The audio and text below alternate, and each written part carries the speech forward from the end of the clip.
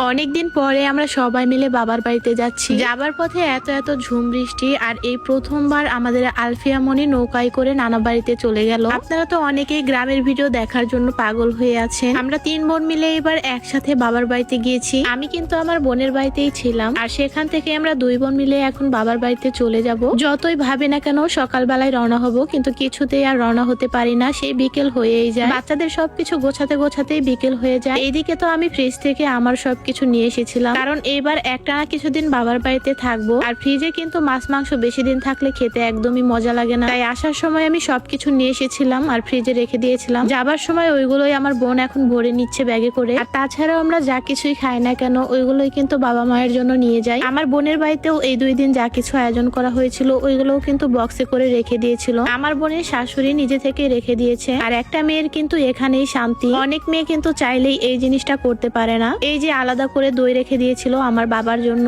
আবার আলাদা আলাদা করে গরুর মাংস, মুরগির মাংস সবকিছুই কিন্তু বক্সে করে রেখে দিয়েছিল, আর যাবার পথে এখন নিয়ে যাচ্ছে। আর তার সাথে কিন্তু চিতই পিঠাও রেখে দিয়েছিল। প্রত্যেকটা মেয়ে কিন্তু চায় বাবা মাকে নিজের পছন্দ অনুযায়ী কিছু খাওয়াতে পড়াতে, কিন্তু অনেক মেয়ে সেটা পারে না অন্যের সংসারে থেকে। তবে আলহামদুলিল্লাহ আমরা সেটা পারি, আর আমাদের শান্তি এখানেই। যাই হোক, ব্যাগপত্র নিয়ে রওনা হয়েছি সবে মাত্র। আমার বোনের বাসার চারপাশেই দেখেন এত এত পানি, সব শুধু বৃষ্টির পানি। 2 ভাই তো আগেই দেখি গাড়িতে উঠে বসে আছে, নানু বাড়িতে যাওয়ার জন্য একদম অস্থির হয়ে আছে। এবার তো 2 জনেই একটানা অনেক দিন হয় নানু বাড়িতে যায় না। আমিও মাত্র গাড়িতে উঠে বসলাম আর বৃষ্টি শুরু হয়ে গেল। এই যে দেখেন, আসলে এই বছর প্রচুর পরিমাণে বৃষ্টি হয়েছে, আর বৃষ্টির কারণে বাহিরেই বের হওয়া যায় না। গাড়িতে ওঠা মাত্রই তো ঢল বৃষ্টি শুরু হয়ে গিয়েছে, আর আমরাও তো ভিজে যাচ্ছিলাম। কিন্তু কি আর করার, বৃষ্টি যখন একটু কমে গেল আর আমার বোনও চলে আসলো ছাতা নিয়ে। এই বৃষ্টিও কিন্তু আমাদের বাবার বাড়িতে যাওয়া আটকে রাখতে পারিনি। আমরা এই বৃষ্টির মধ্যেই রওনা হলাম। আমাদের গুড্ডু সোনা তো অনেক বেশি জেদ করতেছিল ও গাড়ির সামনে বসে যাবে। আসলে বাচ্চারা মাঝে মধ্যে যে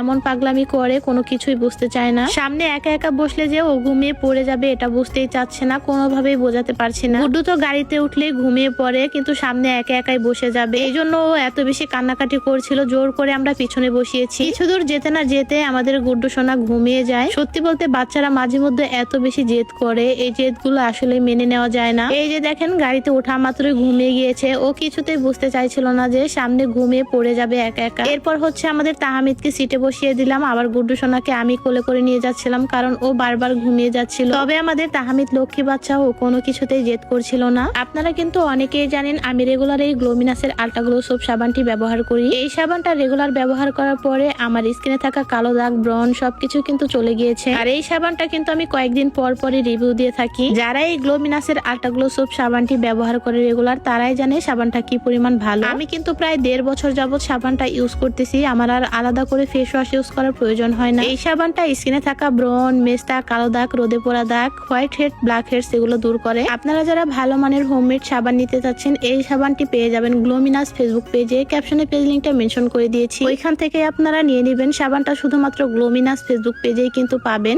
যাই হোক, এরপরে কিন্তু আমরা সবাই মিলে চলেই আসলাম। আর আমার আব্বা এবং ছোট বোন 2 জনেই কিন্তু আমাদেরকে এগিয়ে নিতে এসেছে। আমার আব্বা তো অনেকদিন পরে নাতনিকে পেয়ে খুবই খুশি। এই যে দেখেন, নানা নাতনির ভালোবাসা। সেই 3 মাস বয়সে এখান থেকে চলে গিয়েছিল, এখন কিন্তু বসা শিখে গিয়েছে মাশাআল্লাহ। এরপরে আমরা সবাই মিলে ব্যাগপত্র নিয়ে নৌকায় চলে যাই। এখান থেকে আমরা নৌকায় করেই আমাদের বাড়ি পর্যন্ত যাব। আপনারা কিন্তু অনেকেই জানেন আমাদের বাড়ি কিন্তু একদম নদীর কাছে। আমাদের আলফিয়া সোনামনির এই প্রথমবার নৌকা ভ্রমণ। বিকেল বেলায় এত সুন্দর ওয়েদার এবং পরিবেশ ছিল, খুবই ভালো লাগতেছিল নৌকায় করে যেতে। প্রতি বছরই কিন্তু আমরা নৌকায় করে ঘুরতে যাই। আমাদের এই নদীটা কিন্তু দেখতে অনেক বেশি সুন্দর। আমাদের আলফিয়া সোনামনি দেখেন ভয় পাচ্ছে মনে হচ্ছে, আর নানাকে পেয়ে তো অনেক খুশি, নানাকে পেয়ে তো হাসতেছে। এই সুন্দর মুহূর্তগুলো একটু ক্যাপচার করে রেখে দিলাম। আর আমরা তো সবাই মিলে মজা করতে করতে যাচ্ছিলাম। আমার কাছে তো খুবই ভালো লাগতেছিল চারপাশের পরিবেশটা দেখে। এত সুন্দর ভিউ, এত সুন্দর পরিবেশ, মনটা ভরে যায় একদম দেখলে। নদীতে যখন অল্প পানি ছিল একদম তখনই কিন্তু চলে গিয়েছিলাম আমরা, আর এসেই দেখি নদী একদম ভরে গিয়েছে পানিতে। যাই হোক, কথা বলতে বলতে কিন্তু আমাদের বাড়িতে চলে এসেছি। এই যে দেখেন আমাদের বাড়িটা। আমার মা তো আমাদের সবার জন্য অপেক্ষা করতেছিল। ওই যে দেখেন আমাদের শব্দ পেয়ে চলে এসেছে দৌড়ে। কোন নাতিকে রেখে কোন নাতিকে কোলে নিবে এটা নিয়ে হচ্ছে পড়েছে আমার মা মহাবিপদে। এরপর আমরা সবাই মিলে ব্যাগপত্র নিয়ে চলে গেলাম আমার বাবার বাড়িতে। এখন থেকে বাবার বাড়িতে সুন্দর সুন্দর গ্রামের ভিডিও দিব।